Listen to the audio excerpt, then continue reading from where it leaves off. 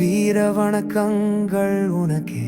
தாழாது யாம் வாழ தாய்மடி தந்தாயே. யார் என்ன சொன்னாலும், யார் எம்மை பிரிக்க நினைத்தாலும், வீழாது உன் பெருமை காப்போம்.